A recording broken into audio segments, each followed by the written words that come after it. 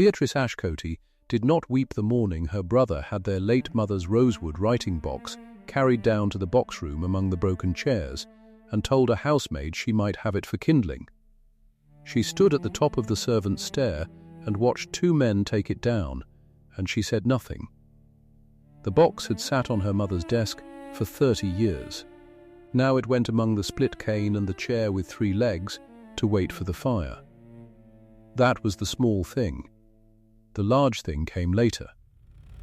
At the Michaelmas dinner, before 40 of the county's first families, Sir Crispin seated his sister below the salt with the governess. He was smiling when he did it. He lifted his glass to the room and he said, "You'll have a room, and my goodwill, Beatrice. A woman owns nothing but what a man permits."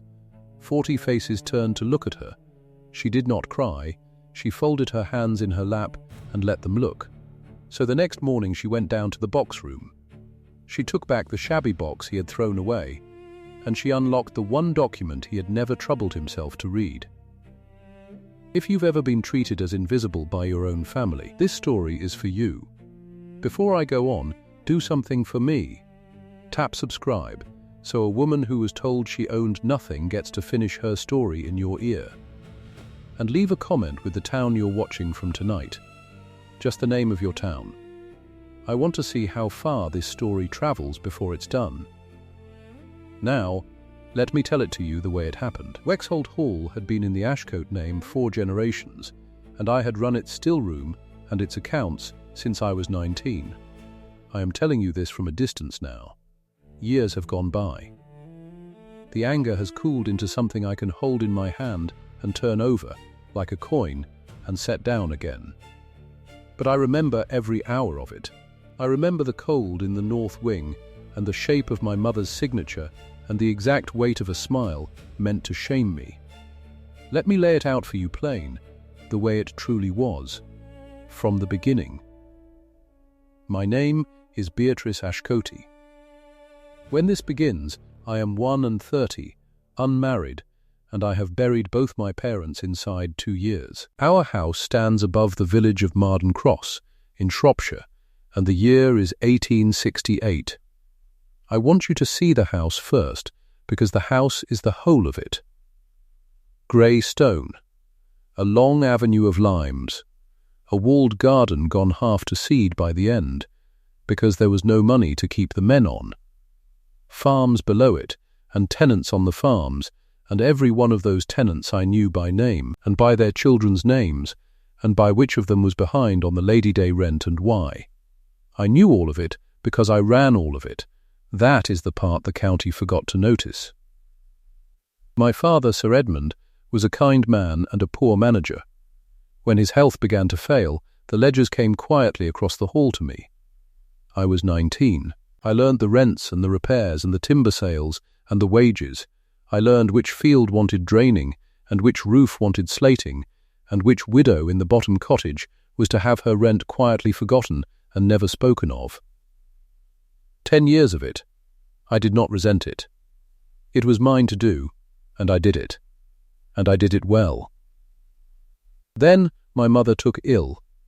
Her name was Honoria. She was a vain before she married, of a family older and once richer than ours, and she carried herself like it to the last day, though there was no money left in it that anyone could see. I nursed her through the whole of it. 14 months. I learned to sleep in a chair. I learned the sound of her breathing in the dark and what it meant when it changed. She died in the spring of 1866, in the front bedroom, with her hand in mine and the window open to the limes because she asked for it open. And I had not finished grieving her before my father began to go the same road. So I nursed him too. I balanced the estate's failing books by day and sat with him by night. I want you to understand that I was not idle in those years, and I was not helpless. I was the busiest person at Wexholt. I simply made no noise about it. That, I have since learned, was my mistake. When a woman carries the whole house on her back without a word of complaint, the men around her stop seeing the weight. They come to think the house carries itself. They come to think she is merely there, like a hall table, useful and silent, and owed nothing. My father died in the autumn of that same year, and with him the whole shape of my life turned over. Here is the thing you must understand about an English estate of that kind, and I will say it once and plainly so it never trips you up. Wexholt was entailed. That is a legal word for a simple, cruel fact. The title, the house, and every acre of the land passed as a single whole to the nearest male heir, and could not be divided, and could not be willed away, and had nothing to do with who had earned it or who had loved the place. It went to my brother, all of it. The baronetcy, so that he was now Sir Crispin Ashcote, fourth of that line. The hall I was born in, the farms I had managed for 10 years, every stick and stone and furrow of it, whole and entire, to him. And to me, by that same entail, nothing, not a field, not a room, not the right to stay under the roof, except by his leave. My brother Crispin was 3 years older than me and had spent almost none of those years at home. He had been at school, and then in town, and then wherever a young man of good name and no fortune goes to spend money he does not have. He was 34 when he came into Wexholt, handsome in the loud way, quick to laugh at his own jokes, and quite certain that the world had been arranged for his convenience. He wanted 2 things. He wanted a seat in Parliament for the county, and he wanted to be looked at in the county as a great man. The hall to him was not a home and not a responsibility. It was a stage. He brought a wife with him, Selina, Lady Ashcote now, and she liked the sound of it. She was handsome too, and cold, and she came from money on her own side, or from the memory of it, and she had married Crispin, believing the Ashcote estate was a grand thing, and that she would be First Lady of the county on the strength of it. She meant to redecorate. She said so within a week of the funeral. She walked the rooms with a little book, making notes. Now here is the part I want to set down carefully, because it matters more than any of us knew at the time. When they went through my mother's things, Crispin took what he thought had worth. He took the silver, he took the carriage horses, he even took my mother's portrait off the wall of her sitting room and had it hung on the great stair where the visitors would see it, because a portrait of a vain lady lent the wall consequence. He wanted the consequence. He did not want the woman. Of all my mother's things, the only one he waved his hand at and would not have was her writing box. A shabby thing, he called it. Rosewood, once fine, gone dull at the corners where her sleeve had rubbed it for 30 years. There was a little brass lock on it that had gone stiff. He looked at it, and he said it wasn't worth the room it took, and he had it set aside. I remember standing in the doorway while he said it. I remember thinking only that I was glad, in a small tired way, that at least one thing of hers would not be sold or hung up for strangers to admire. I never once thought about what she had kept locked inside it. Why would I? It was a writing box. It held letters, I supposed. Old paper, a woman's small hoard of nothing. I did not think about it at all. Hold that with me. Hold the box. So, that was where we stood. My brother owned the whole of Wexholt and everything in law that could be owned there. I owned my clothes and a little bank money of my own, £400 or so, put by from small economies over the years. And I had a place under the roof, entirely at his pleasure. He told me I might stay. He told me so in a large, warm, generous voice, in front of Selina, as though he were handing me a gift. I thanked him. What else was there to do that autumn but thank him and go on? The first offence was so small I almost let it pass without a name. It was a grey morning in the November after my father died. I came down early, as I always did, to the still room, and I met 2 of the outdoor men on the servants' stair carrying something down. It was my mother's writing box. Crispin had given the order the night before. It was to go to the box room, the low cold room at the back, where broken furniture waited either to be mended or to be burned. He had told the housemaid, a girl of 16 named Ellen, that if she wanted it for kindling she might have it, once she'd taken the old papers out. I stood at the top of the stair, and I watched them carry it down. I did not stop them. I want to be honest with you about that. I did not throw myself in the way or make a scene. I had learned in that house that scenes were what the family expected of a woman and then despised her for. So I said nothing. I let it go down among the split chairs. I told myself it was only a box. I told myself a great many patient things in those days. But I went down that evening, quietly, and I took the loose papers out of it before Ellen could burn them, and I put them in a drawer in my own room without looking at them, because I could not bear to look at my mother's hand just then. And I left the empty box where it lay in the box room. That is important. Remember that I emptied it, but left it. The box stayed among the broken chairs. I did not yet know I had carried the whole of my future upstairs in a bundle of old paper and shut it in a drawer unread. That was offence the first. Private, small no witness but me and 2 labouring men who thought nothing of it. A box thrown out. Beneath notice. The second offence came in the new year, and this one was not beneath notice, because Mrs. Dunmore saw it. Mrs. Dunmore was our housekeeper, and had been since before I was born. She had loved my mother. She kept my mother's ways in the house long after there was anyone left to keep them for. And she watched, that winter, while Selina went through the rooms with her little book, deciding. Selina decided she would have my mother's bedroom, the front room over the limes where my mother had died with the window open. It was the best bedroom in the house, and Selina wanted it, and it was hers to want, for she was Lady Ashcote now. She had it stripped.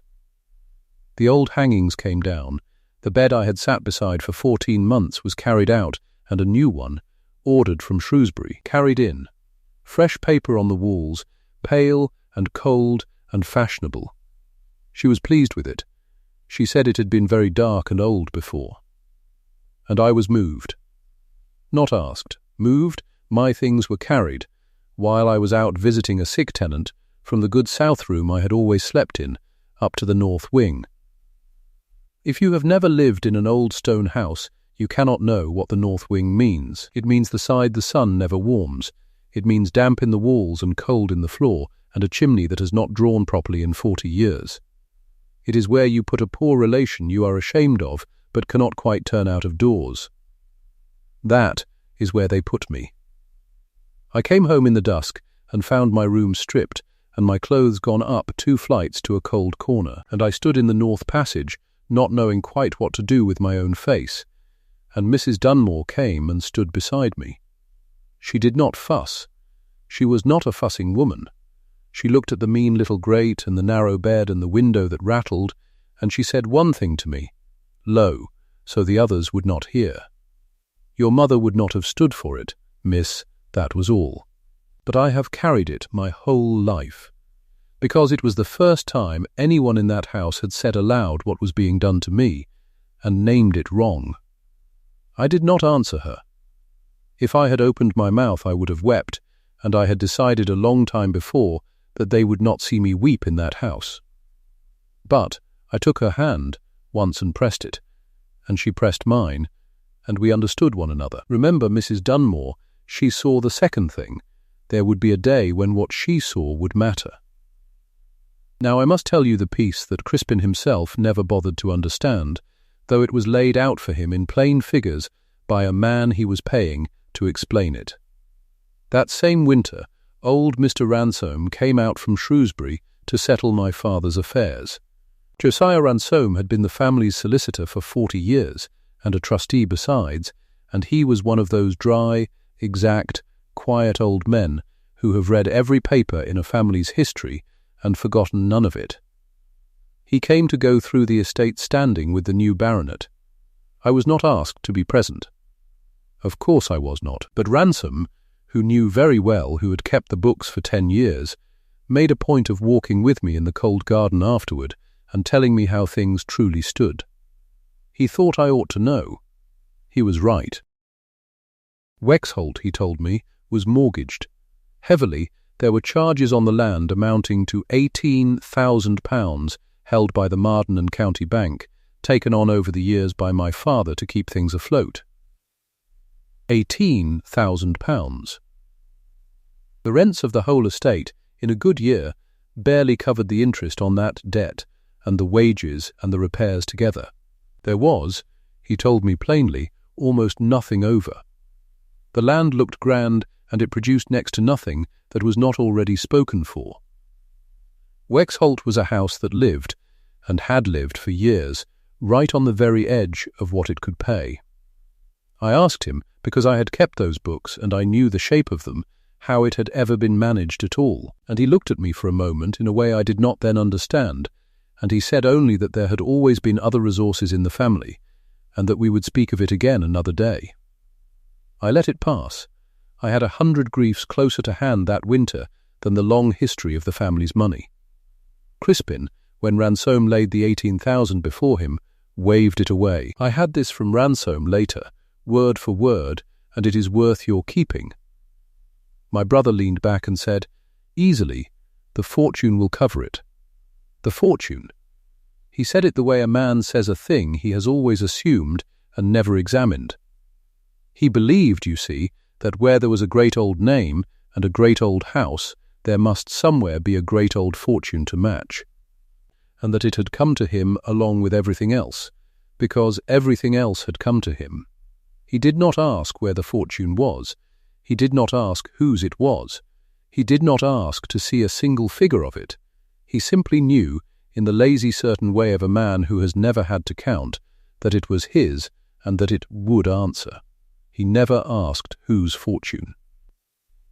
Set that down beside the box in your mind. Two things he could not be troubled to look at. They were the same thing. And then came Michaelmas, and the dinner, and the offence that was not small and not private, and had not one witness but 40. Crispin meant the Michaelmas dinner to launch him. He was standing for the county seat, or beginning to, and he meant to gather the great families of the neighbourhood under the Wexholt roof and let them see him as master of it. Selina had the dining room done over for the occasion. There was new plate, hired for the night, and a French cook brought down at expense we could not remotely afford, though I was the only person in the house who knew we could not afford it. 40 sat down to dinner. The Ludlows were there, and old Sir Marcus Peel, and the Wenlocks, and the rector and his wife, and the members of every family whose good opinion my brother wished to buy. I was to be at the table. That much was allowed. But where at the table was the thing? In an old house the long table has an order to it, and everyone in that room could read the order the way you read a page. Near the head sat consequence. Below the salt, down toward the foot, sat the people who did not signify. The poor cousin, the governess, the curate with no living. Crispin placed me below the salt. He placed me beside Miss Tenbury, the governess, a good enough woman, but one whom no one at that table would have dreamed of calling an equal. He placed his unmarried sister, 31, daughter of the house, the woman who had run the estate for 10 years and nursed both his parents to their graves, down among the people who did not signify. And he did it where every one of those 40 faces could see exactly what he meant by it. I took my place. I did not make a sound. I talked pleasantly to Miss Tenbury about the little Wenlock children she taught, and I ate what was set before me, and I let the great family's eyes travel down the table to where I sat and travel back again. I could feel it. You always can. The small warm hum of 40 people noticing that the sister has been put in her place and deciding, most of them, that it was probably no more than she deserved, since the master of the house had done it, and the master of the house must know. But he was not content to seat me low and leave it. He wanted it said. Between the courses, when the room was quiet and warm with wine and all eyes were his, my brother rose a little in his chair and lifted his glass. And he spoke down the table to me with a broad and generous smile, the smile of a man being kind before an audience. He announced to the room that his dear sister Beatrice would be leaving the hall at Lady Day and removing to the dower cottage in the village, where she would be very comfortable and very well looked after. He made it sound like a present. The dower cottage. A 4-room house by the churchyard, cold and small, where the widows of the family had been put out to end their days for a century. And then, while the room murmured its approval of his generosity, he delivered the line I have never forgotten, the line that I think he thought rather clever. He said, smiling still, glass raised, "You'll have a room and my goodwill. Beatrice. A woman owns nothing but what a man permits." And 40 of the first families of the county laughed, gently, agreeably, and drank to it. I want you to sit in that room with me for a moment, because it is the hinge of the whole story. I was 31. I had buried my mother and my father. I had kept that man's inheritance in good order for 10 years while he spent his life in town. And he stood at the head of my mother's table on money he did not know was not his, and told 40 people that I owned nothing but what he chose to let me have. And they laughed. And I sat below the salt with the governess, and I did not cry. I did not cry. I want you to hear that. I lifted my own glass a little, and I inclined my head to him, as if to thank him for his goodwill, and I drank. And the room thought, "There, it is settled, she has taken it meekly. Good." They turned back to their dinner. The moment closed over me like water, but something had happened in me while I sat there that none of them saw, because I did not let them see it, and because they had all long since decided there was nothing in me worth watching. Every one of those 40 faces had become, in that instant, a witness. My brother had not merely wounded me in private, where a wound can be forgotten. He had stood up and made a public account of it, before the whole county, and public accounts must be settled in public. He did not know it, but he had just written a debt in a book that would have to be balanced at that same table, in that same room, before those same sorts of faces. I did not know the whole of how yet, but I knew, sitting there with the wine still on my tongue, that it was written now and could not be unwritten. The next morning I went down to the box room. I do not fully know what took me there. Grief, perhaps, wanting one true thing of my mother's to hold. Or something older and cannier than grief, that had heard my brother say she owns nothing and wanted to be sure. I went down through the cold house before the family was up, and I found the box among the broken chairs where it had lain since November, dusty now, the little brass lock still stiff. And this time I did not leave it. I carried it up to my cold north room, and I set it on the sill in the thin morning light, and I worked the lock with a hairpin until it gave. I had emptied it once, you remember. The loose papers were already in my drawer, still unread.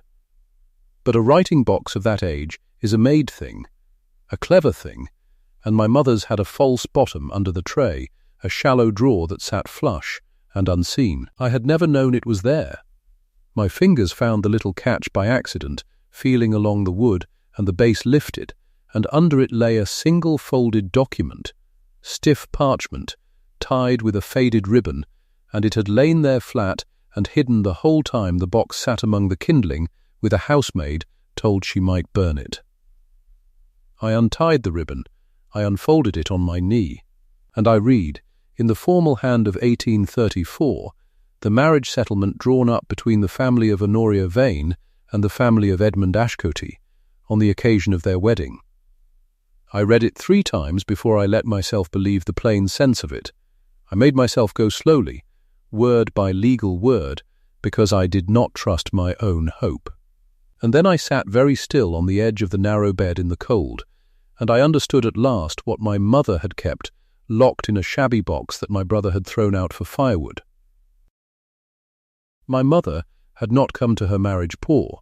She had come a Vane, and the Vanes, whatever they had lost since, had settled money on her at her wedding.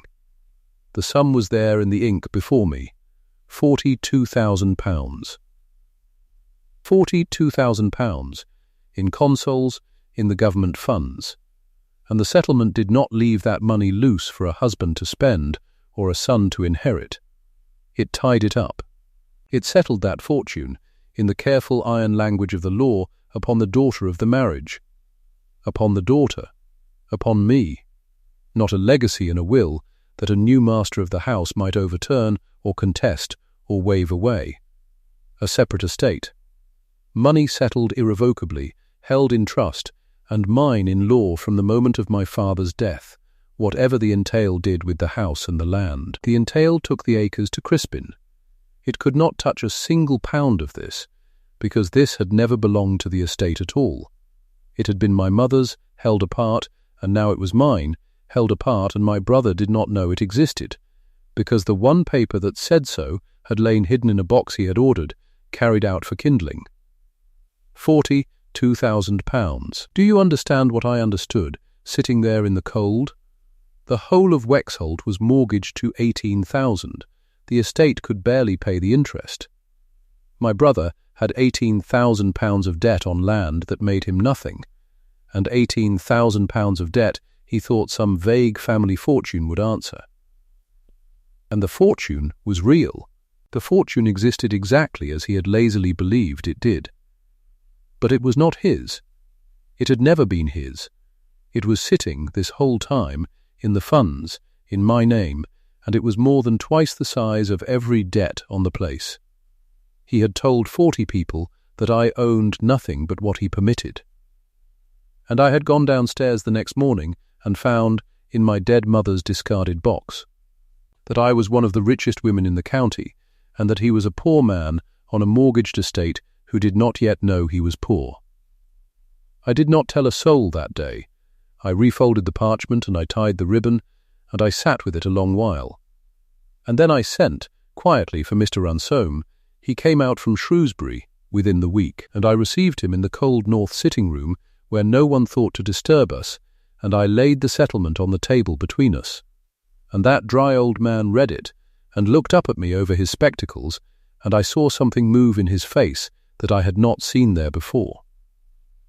It was not surprise. That is what struck me.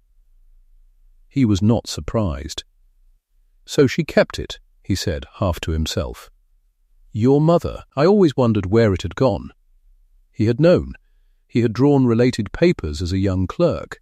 He had known there was a vein settlement, known it in the way of a thing filed and half forgotten across 40 years, and he had wondered, when my father's estate came to be wound up, why the great fund never appeared in any account.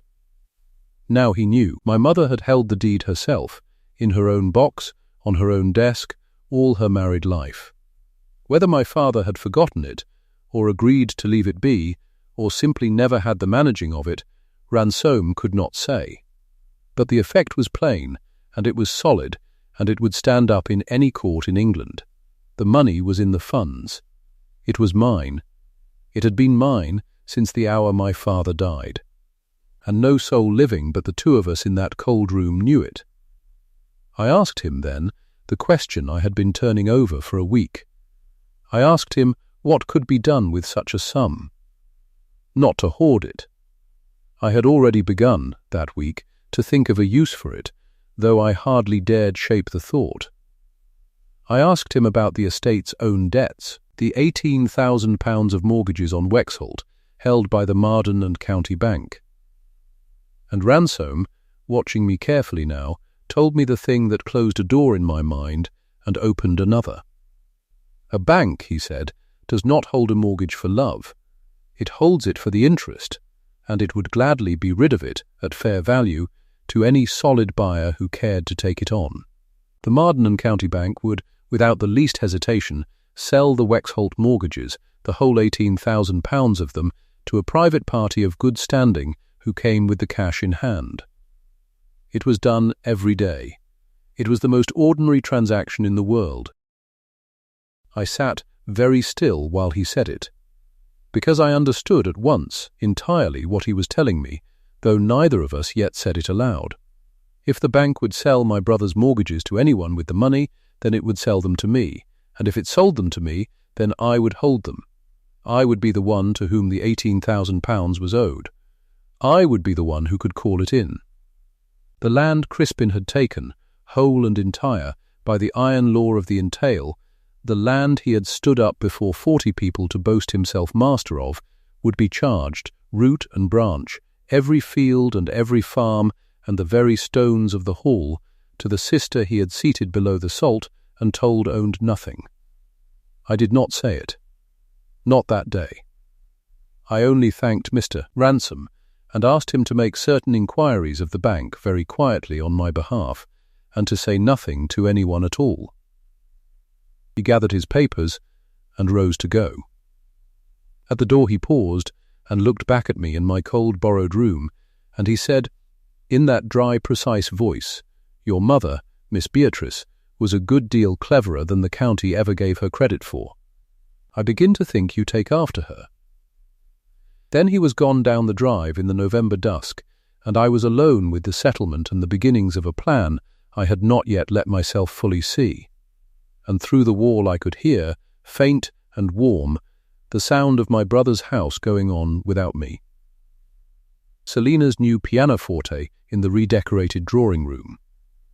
Crispin's laugh, the house he thought was his, running on money he thought was his, none of it his at all. He was going to stand for Parliament. I learned that too in the weeks that followed, listening quietly the way an invisible woman can listen. He was bleeding money into the campaign, into the dinners and the promises and the men you must pay to carry a county. Selina was bleeding money into the rooms, the hangings, the plate, the endless improvements.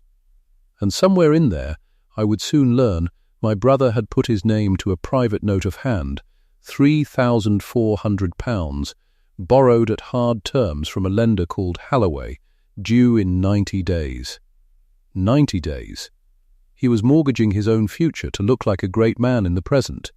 And he did not know that the only fortune that had ever kept Wexholt standing was locked in his dead mother's box, in his living sister's name, and that she had just sent quietly to Shrewsbury to ask what it would cost to buy his debts. I sat by my mean little grate that night, with the parchment in my lap, and I did not feel triumphant. I want to be truthful with you about that. What I felt was calm. A deep, cold, level calm, the first I had known since my father died. For the first time in 2 years, I was not a woman waiting to see what would be permitted her. I folded the settlement, and I laid it back in the false bottom of my mother's box, and I closed the lid, and I turned the little brass lock. And I thought, quite clearly, in the dark, he told them I owned nothing. We shall see. I did not sleep much that first week, not from fear, from clarity. There is a kind of waking that is better than rest, and I had it. Every morning I rose in the cold north room, and I dressed, and I went down to breakfast, and I was invisible, and I let myself be invisible, because invisible was exactly what I needed to be. I wrote to Mr. Ransom on the second day. A short letter. I asked him to come to me, not to the hall, but to his own office in Marden Cross, on a market Tuesday, when a woman walking into a solicitor's rooms draws no eye at all. He was there before me. He had lit the fire himself. He was a small man, Ransom, dry as a good sherry, 60 years old, and 40 of them spent keeping Ashcote's secrets. He had known my mother. He had known the settlement. He had said nothing all these years, because no one had asked him the one question that unlocked his tongue. I asked it now. If I wished to buy the mortgages on Wexholt, I said, the whole £18,000 of them held by the Marden and County Bank, could it be done quietly? And how long would it take? He looked at me over his spectacles for a long moment. Then he set down his pen. "It can be done, Miss Ashcote," he said. "The bank does not love your brother's paper. His income barely meets the interest, and they know it. A private buyer with ready money and the consols behind her would be welcome, very welcome." He paused. "You understand what you would become?" "I understand exactly," I said. "I would become the person to whom my brother owes £18,000. I would hold the land." "You would hold the land," he agreed. "Not the title, not the name. The title is entailed, and no power on earth moves it, but the acres are only worth what they can pay, and they cannot pay. The man who holds the mortgages holds the truth of the place. Then buy them, I said. He did not gasp. He did not warn me. He had been waiting 10 years, I think, for a vein to sit in front of him and say a thing plainly. He drew a fresh sheet toward him. It will take some weeks, he said. The bank will be glad. Your brother will not be told. The assignment is a private matter between the bank and your trust. He will go on paying his interest into the same account, to the same clerk, and never know the money has changed hands underneath him. That was the moment I understood the shape of the thing. Crispin would keep writing his cheques, and every one of them would come, quietly, to me. The deed came to me in November, on a wet grey Thursday. Ransom brought it himself, in a japanned box under his coat, up the back stair like a tradesman, because I asked him to. We laid it out in my north room. There was no table fit for it. So I fetched my mother's writing box down from the shelf, and I lowered the leaf, that same folding leaf where she had written her letters and her accounts before me, and I signed the assignment there, on rosewood in the cold, with the settlement lying in its false bottom an inch beneath the paper. I want you to see it plainly. The box my brother threw to the box room. The box he offered a housemaid for kindling. That was the desk on which I bought his land. Ransom blotted the ink and looked at it, and then he looked at me. "It is done," he said. "You are the mortgagee of Wexholt, Miss Ashcote. Every wall of it is charged to you." "Thank you," I said, and I poured us each a small glass of the elder wine I still made in the still room I no longer ran, and we drank it standing, and neither of us smiled, because it was not a thing to smile at. It was a thing to be sure of. Then he told me about Halloway. He had made his inquiries. My brother, hungry for cash to feed the campaign, had gone to a private lender, a hard man in Shrewsbury named Halloway, and borrowed £3,400 on a note of hand. 90 days, due in the new year, at interest that made me wince to hear it. "Buy that too," I said. Ransom tilted his head. "It is not cheap money. And it is not necessary. You already hold the land. Buy it," I said. "I do not want another man in the county able to press my brother. I want every string that holds him running back to this room. If he is to be pulled, I will be the one holding the cord." Not a stranger. He wrote it down. And a fortnight later the note was mine as well, bought quietly through a third party so that even Halloway did not know the name behind the money. My brother now owed his estate to me and his debt to me, and did not know that either sum had moved a single foot from where he thought it sat. And then I did the hardest thing of all. I went back to being patient. You must understand how much that cost. I had the proof of everything in my own drawer. I had the power to end him in an afternoon. And I sat on it. I went down to breakfast. I let Selina not see me. I let Crispin, when he noticed me at all, be kind in that way he had, that awful careless kindness, a hand on my shoulder. "Bearing up, Bee?" The way you'd speak to an old dog by the fire. I said yes. I said I was very comfortable. I said the north room suited me. Twice in those weeks the ground shifted under my feet, and each time I had to hold my face still and let it settle. The first was in December. Crispin came to me himself, which he never did. He knocked on the north room door and stood in it, filling it, and he was doing his warm voice, the one he used on tenants he was about to disappoint.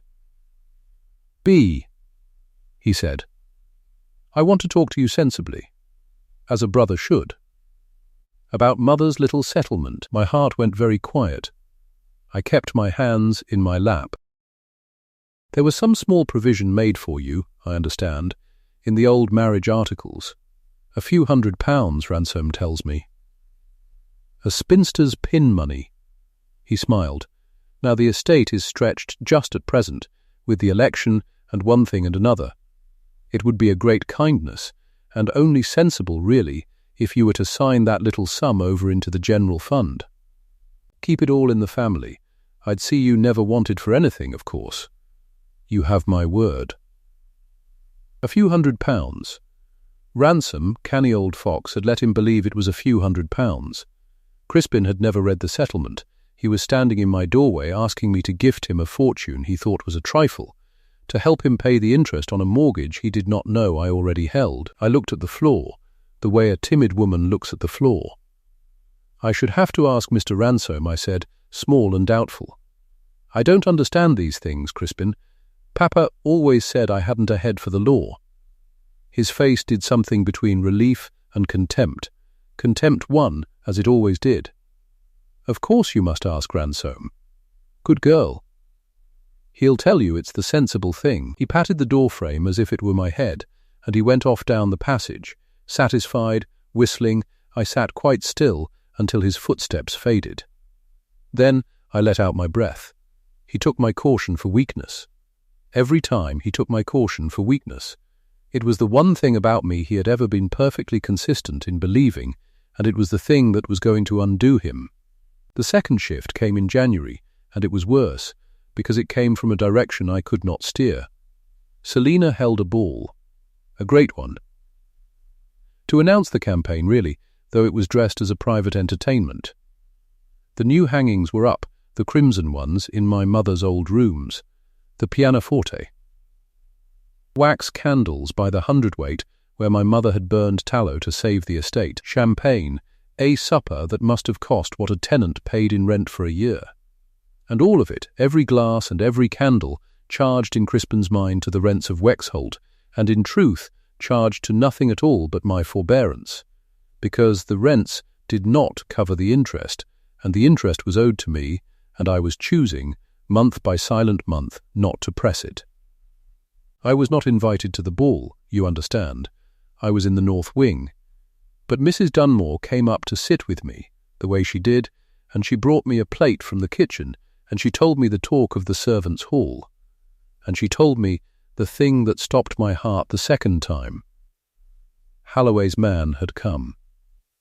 To the kitchen door, during the ball, quiet, on business, and in the servants' hall, over a glass, he had let something drop. That the note. My brother's note, the £3,400. It had been sold on. Passed to a private party. Halloway no longer held it. So Crispin went white as a cloth when he heard Mrs. Dunmore said, called the man into the library. I brought the coals up myself so I could hear a little. He wanted to know who'd bought it, who held his note now, and the man didn't know, or wouldn't say. Just that it was sold on, private, and would be presented when it fell due. She looked at me. He's frightened, miss. For all his grand ball, your brother's a frightened man tonight.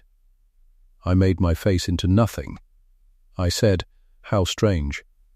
I said, I hope it's no trouble to him.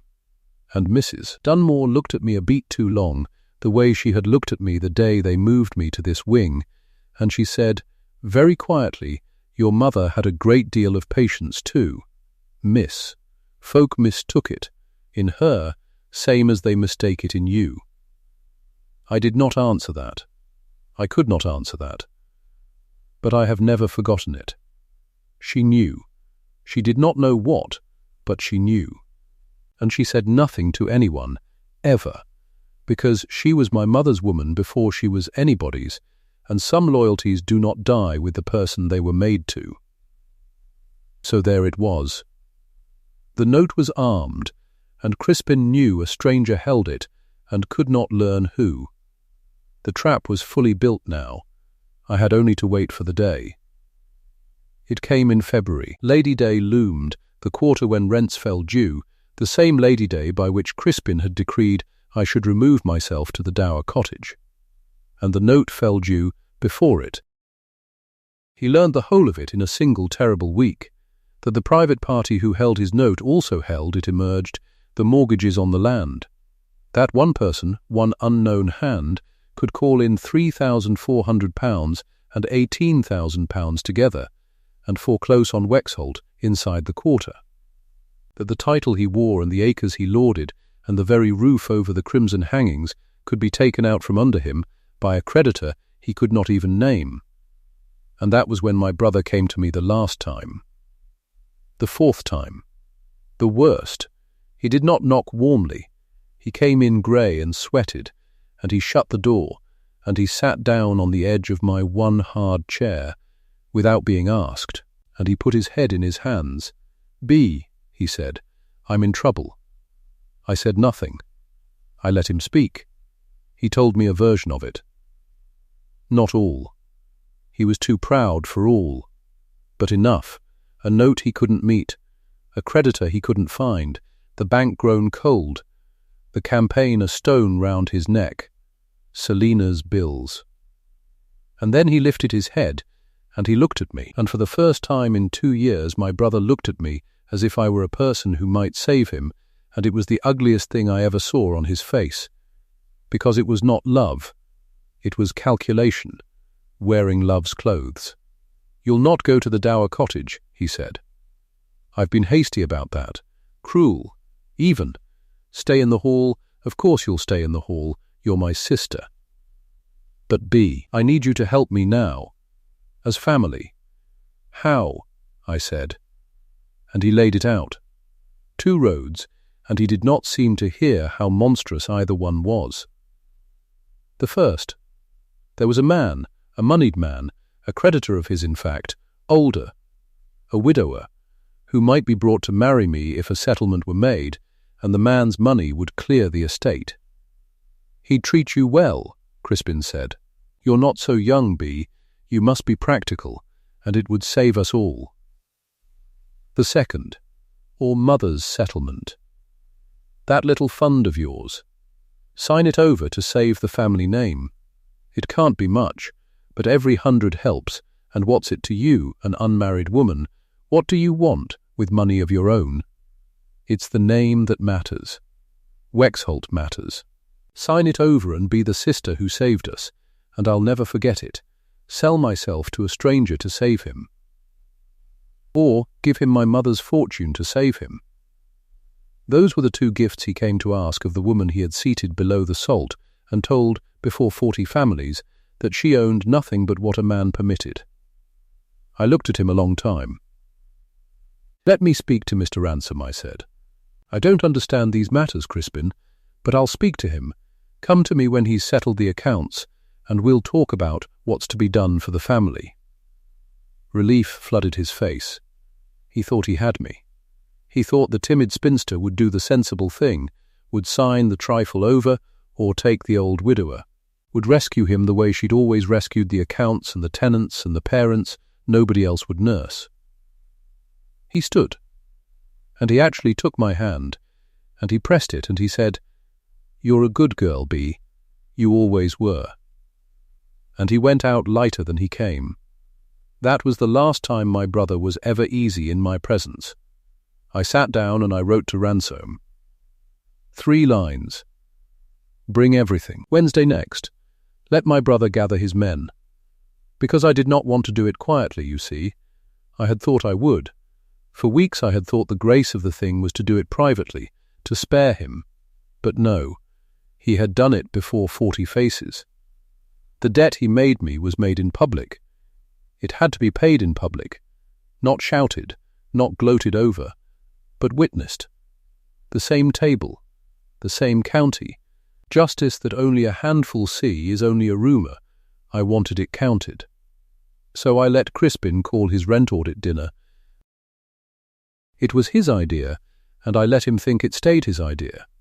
He wanted to look like a master of his affairs in front of the county, to steady the talk, to show he was solvent and grand and standing for Parliament with a firm hand on his acres.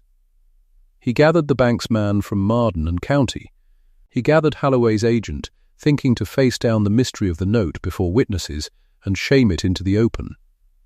He gathered a dozen county friends, the same faces, some of the very men who had sat at the Michaelmas table and watched me put below the salt, and he had Ransom asked, as the family solicitor, to attend and present the accounts, and Ransom accepted, grave and dry, and said he would bring the relevant documents.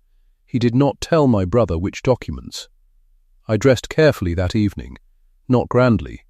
I had nothing grand. my mother's grey silk made over, and her small pearl brooch, the one thing of hers I had asked ransom to secure for me before the vultures came. I went down at the appointed hour, and Crispin, who had not thought to uninvite me and had not thought me worth inviting either, looked up and saw his spinster sister come into the dining room in grey, and frowned, and gestured vaguely to a chair down the table, below the salt, where the governess Miss Tenbury sat. The same chair.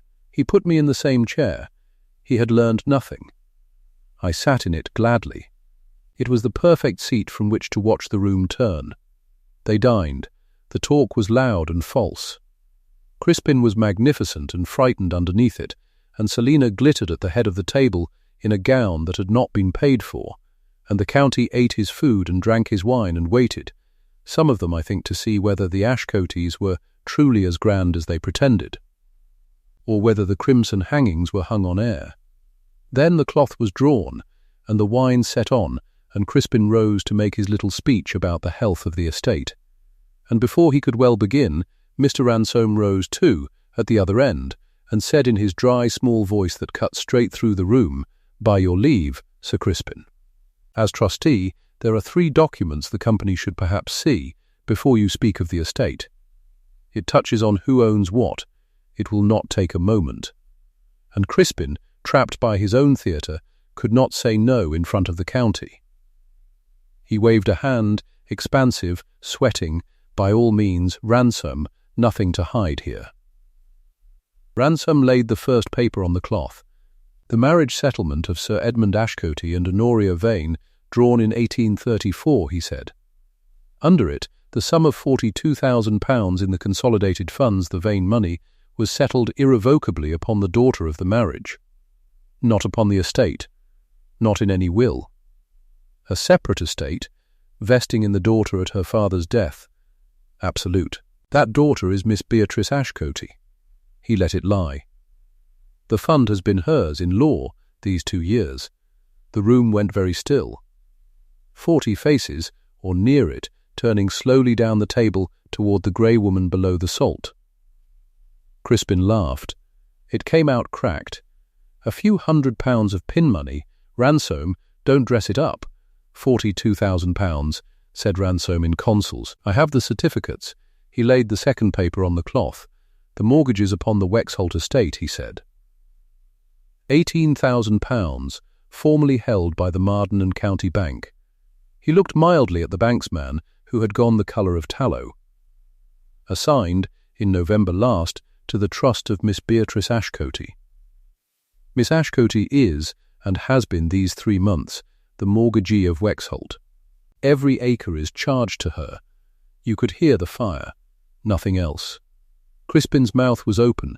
He was looking at the paper, as if it might change if he stared hard enough. Ransom laid down the third. "And the note of hand for £3,400, he said, given by Sir Crispin to Mr. Halloway, and sold on in December. It was purchased by the same trust. Miss Ashcote holds the note. It fell due last Tuesday. He straightened the 3 papers so their edges lay square. That is the state of the accounts, Sir Crispin. I thought the company should have it correct." And then he sat down and folded his hands and said not one word more. I watched my brother understand it. I watched it go into him like cold water into a man who has fallen through ice. He owned the title. No one could take the title. He owned the hall, the name, the 4 generations, the portrait on the stair, and he owed every stone of it, and every shilling that had ever propped it up, and £3,400 besides, to me, to the sister he had thrown a writing box away from, to the woman below the salt. He came up out of his chair. This is, his voice failed and he tried again. A man's estate is his own, a man's affairs. There are rights, a woman cannot simply, "This is my land, mine by the entail." 4 generations, he was blustering now, loud, grasping at the old words. A man's rights, a man's estate. The words that had always worked in this house. The entail gives you the land, Sir Crispin. said Ransom without heat. "It does not give you the money to hold it. The land was mortgaged by your father, and the mortgages are Miss Ashcote's. The dates are all here." And he touched the papers. "It is only the dates. There is no arguing with the dates." Crispin looked round the table for an ally, for one face, and found the county already studying its wine, the way people do when a man is naked in front of them and they are too polite to look and too fascinated to leave. Then Selina spoke, and I almost pitied her. "Almost, Crispin." Her voice was thin. "Crispin, what does he mean?" "The rooms. I've the ball still to settle, and Madame Raynor's bill, and She stopped. Because she was doing the sum. The crimson hangings, the pianoforte, the candles, the champagne, the campaign, the whole glittering county first lady of it bought on her husband's fortune, and her husband's fortune was heir, and had always been heir, and the only real money in the whole of Wexholt was the £42,000 sitting in the grey little woman down the table, whose bedroom she had taken, and whose mother's rooms she had painted red. She looked at me. She looked at the guests, and the guests, one after another, looked away from her, and she understood that too, quicker than her husband did, that the county which had come to be impressed by borrowed rooms had just been shown the loan behind them, and would not be back. And Halloway's agent, a spare, quiet man near the door, simply rose. He had come to press a note, and had just learned who held it now. He gave a small dry bow to Ransom, and then, correctly, to me. "Then my business is not with this house at all," he said. "My apologies for the intrusion, Miss Ashcote." And he took his hat and left, and the closing of the door was the loudest sound in the room, because it was the sound of the last outside threat walking away, having found the danger was already inside the family and already settled. Then they were all looking at me. All of them, the same 40 faces, or the same kind, turned down the length of the same table to the same seat below the salt, where 5 months before my brother had told them I owned nothing but what a man permitted. I did not stand and shout. I want you to know I did not. There was no speech in me. There had never been a speech in me. That was the thing they had all mistaken for helplessness. I rose, quietly, and I walked up the length of the table, past the county, to where my brother stood swaying by his chair at the head of it, and I laid down in front of him one last paper, a single sheet that Ransom had drawn for me. A consolidated statement, everything I held set against everything he owed, on one page, in my own steward's plain figures, and I said, not loudly, so that they all leaned in to hear it, which is far better than shouting, "You have the title, Crispin, I have the fortune that pays for it." His own words turned over. A woman owns nothing but what a man permits. I did not say the rest. I did not have to. Every soul at that table heard the sentence he had said at this same board finish itself in the silence. He sat down. All at once, like a cut string, he sat down. I did not evict him.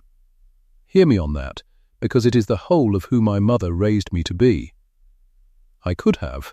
I held the land and the debt and the note, and I could have turned my brother and his wife into the February road inside the quarter and let the county watch. I did not. I named my terms, standing over him, in front of them all, in a voice you had to be quiet to hear. He would keep the title. No one could take it, and I did not want it. He would keep the name and the address and the portrait on the stair. Wexholt Hall would be his home, but the estate would be managed henceforth by my steward and by Mr. Ransom in my interest, because it was mine. He would live at Wexholt as my tenant, on an allowance, a fair one, enough for a gentleman and not a penny for a great man. The campaign was finished. Tonight there would be no parliament bought with money that did not exist, and Selina would learn to keep house on what the house could truly bear. "You keep your face, Crispin," I said, That is more than you left me at this table in September. Take it, and be quiet, and we need never speak of tonight again. Grace, you see. Grace was the flex.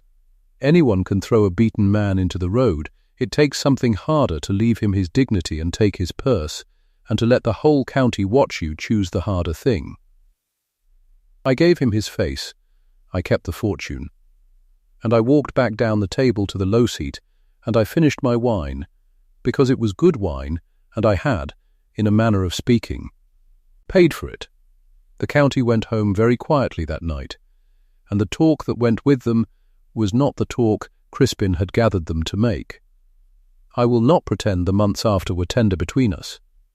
They were not, but they were peaceful, which is a rarer and better thing, and I have come to prefer it. It is autumn of 1869 now, a full year on, and a little more, and I am telling you this from my mother's morning room, which is mine again. I had the crimson hangings taken down. They never suited the light. The light in this room comes gold off the fields in the late afternoon, the way it did when I was a girl, and she sat here doing the accounts with me at her elbow, teaching me the things she must have known would one day save us both. The rosewood writing box is open on the desk in front of me. Home I keep the settlement in it still, in the false bottom, though there is no longer any need to hide it. Some things you keep hidden, not for safety, but for love. The estate is solvent. I made it solvent the first way anyone ever makes anything solvent, by spending less than it earns, which my father never managed, and my brother never dreamed of. The tenants' cottages are re-roofed. Every one I saw to the Marlowe cottage first. Because old Marlowe was kind to me the winter my father was dying and no one else was. The rents come in, and they cover what they should, and no more is asked of the land than the land can give. My tea is going cold beside me, because I have been reading the harvest accounts in my own hand, and they are good accounts, and I would rather read them than drink tea any day of my life. Crispin learned, at the last, the one lesson he had been born too comfortable to learn, that the fortune had never been in the fields. It had never been in the title or the acres or the 4 generations of the name. It had been in his mother's box, in his sister's care, in the plain patient arithmetic he had always thought beneath a gentleman. He knows it now.